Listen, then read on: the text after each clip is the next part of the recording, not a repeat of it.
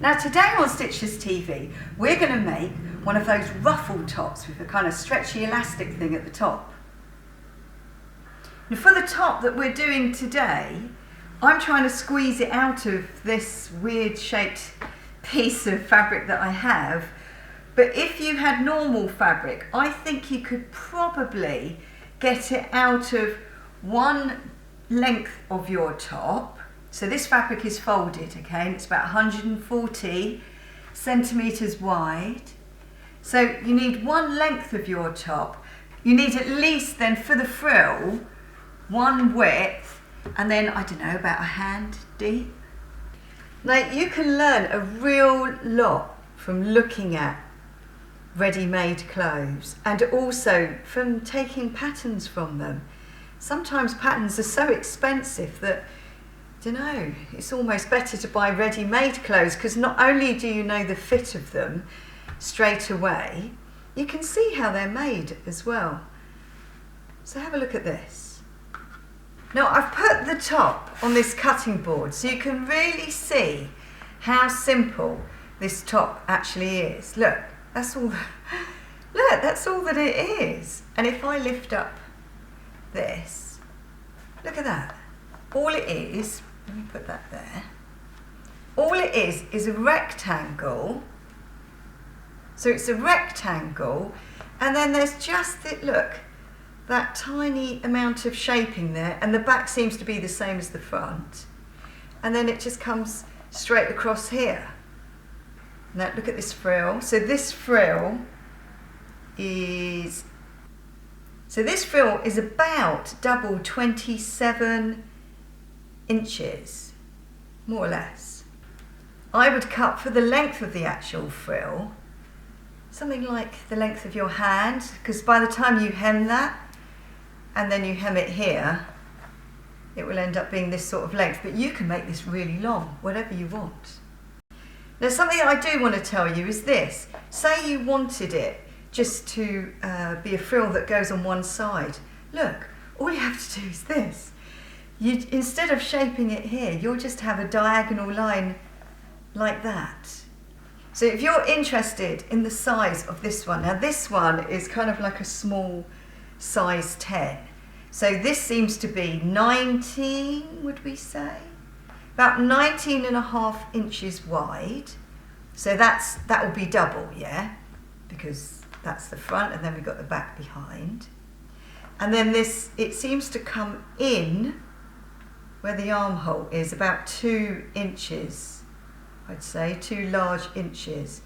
And then this area here coming across the top, now remember this is quite small, this one, is 17 inches across here. But again, you're going to do it whatever you want.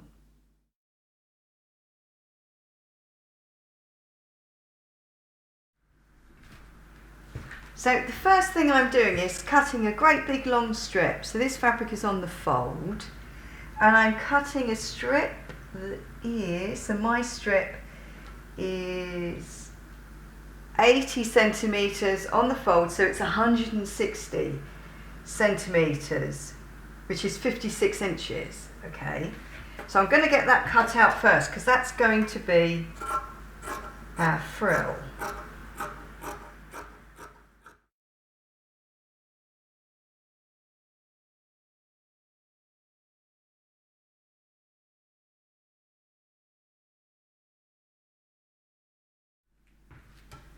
Now make sure you cut along the fold, if you did yours to a fold, because we want 2 pieces, okay?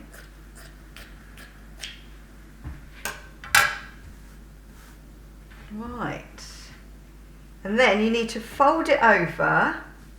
So I've got my 2 pieces, I've folded them over, and you know me, I always like to mark where the middle is. Right, can you see this? So this is actually the shape of the armhole. So I think it's coming in about 2 inches, you know, like 4 or 5 centimetres. And then it's coming up Okay, it's coming up 4 inches, which is about 10 centimetres. All right, so it's about 2 inches in there, 4 centimetres up there. Remember, you've got a bit of a seam allowance. So, now I'm going to have to make this up, but I'm not worried about that at the moment. So I'm going to come down, maybe a bit more. I'm going to come down and then just shape it like that. Now I think that should be okay. Now I'm just going to make up a triangle and stitch it on there, and it won't show, but you won't have that. Yours will be like that. Now what happens is we then have to add some bias binding onto there, and we can use ready-made bias binding, or we can make our own out of the Marimekko fabric, but that happens later.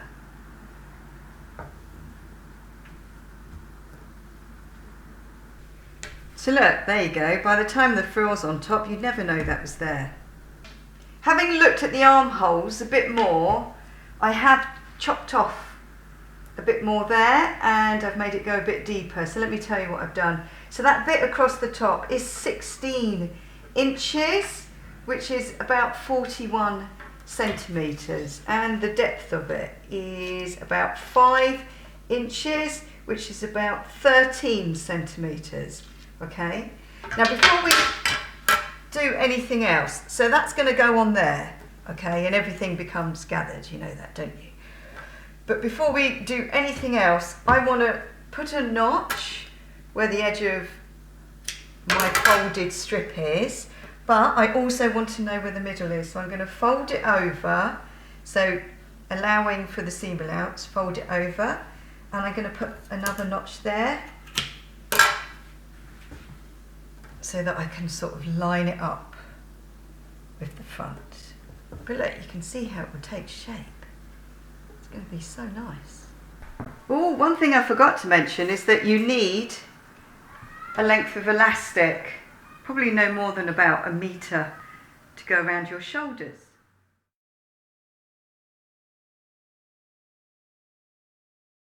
So the first thing that you need to do is to put your fabric right sides together. And then we're just going to stitch straight down each side seam. Okay, when we do the side seams, I've decided we're going to do French seams, not English seams. Are normal ones English seams? I don't know. So that means we have to put our fabric wrong sides together. We put them wrong sides together, and then we do a teeny weeny straight stitch line. Right, so it will look like that. So then you've got to fold your fabric the other way, and you can either press that seam so it's right to the edge, okay, or just do it with your fingers and score it. And then you do another stitch line with a small seam allowance, but making sure that you get all your excess stuff in there. If it's too big, you can always trim it back and then do this. So now we're going to do a tiny little small centimetre seam allowance. Right, so it should look like that on the wrong side, which is nice and neat, particularly when you press it. And then lovely seam on the right side,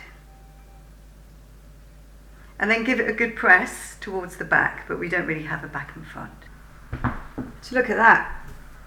Look how lovely that is. No pattern matching, slightly bugging me, but remember I had hardly any fabric.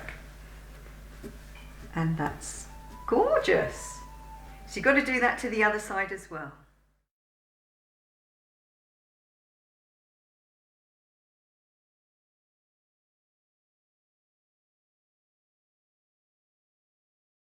Pre-press your strips. You folded each side in, and then you had to fold it again in half, so it's lovely and prepared for us to use. Now usually most sewers would say that you're supposed to attach it onto this side first and stitch down that fold line there, coming all the way round, like that, and then you bring this over and then you stitch around there, okay, or doing it the other way around actually. But we today, because everything's so crispy, I feel quite confident that we can do this just by grabbing the edge. So I'm going to do that now. So look, what we're doing is we're getting the armhole, we're pushing it right in to the fold. Can you see that? Now on curves we do stretch our bias binding a little bit, but not much. And then we're just going to take our time and sew very close to that edge there, but not too close. We can do this because our fabric is so crispy. Okay. Now if you had fiddly fabrics, you definitely need to use that special foot for doing bias binding that I show you in the video, or sew one side, open it out, so in that well there, and then bring it over and sew on the other side. But this is fine for now.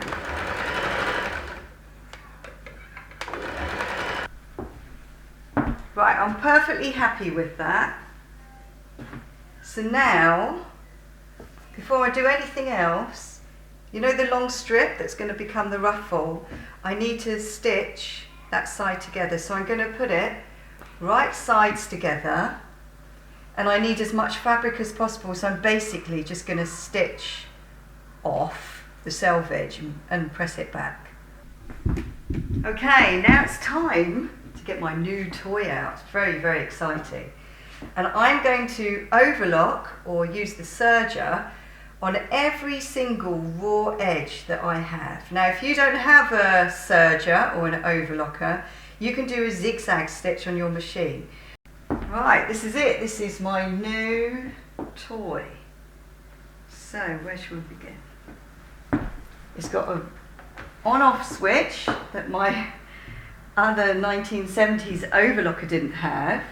And look, the light comes on and everything. And it's got a foot that you can lift up and down, but usually we just run onto it still. And it's got 4 spools and a twin needle. And look at how fast and amazing it is. Now I will do a tutorial on this Genome 9300DX overlocker. It cost about £270, but I'll do the tutorial when I've really fully explored it, because it does so much more than just overlocking.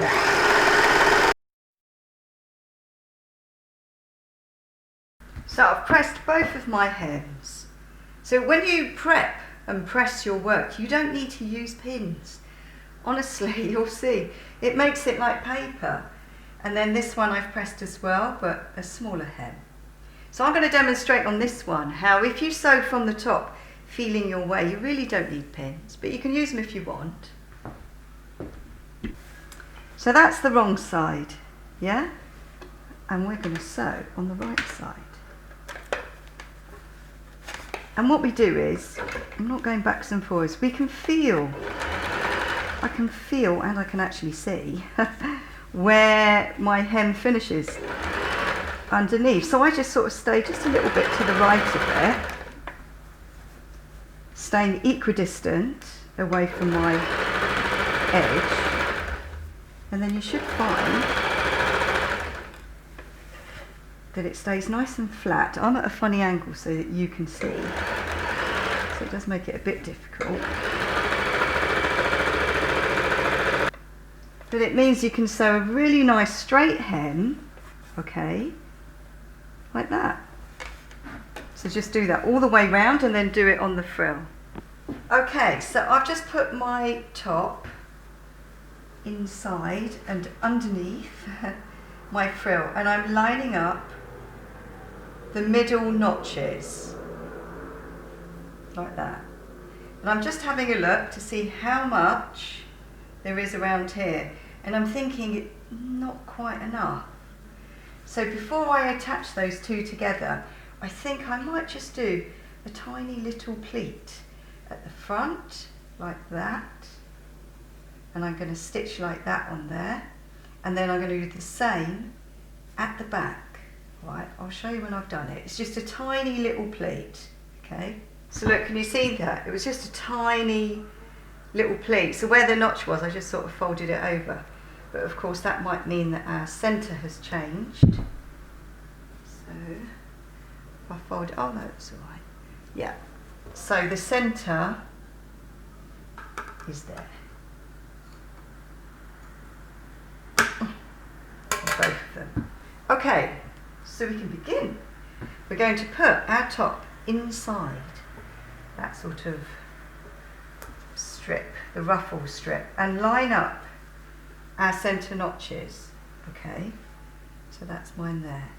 So when you've lined them up, then I want you to stitch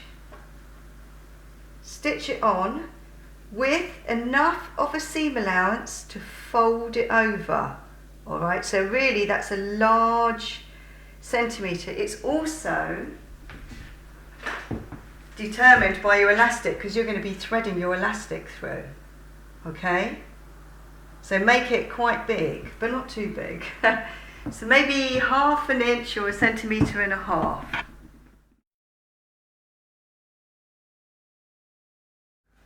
Right, so I've lined up my notches, and normally I would start from the middle, go out, but it's not very long. So I'm doing a big seam allowance, and I'm sort of letting the frill overhang the top underneath a little bit, so when we fold it back it doesn't look too messy. So I've got to remember to make that big enough. And then do the same on the back. Right, so once you've attached, look, see how they're attached? Once you've attached those, you can then get ready to fold them back.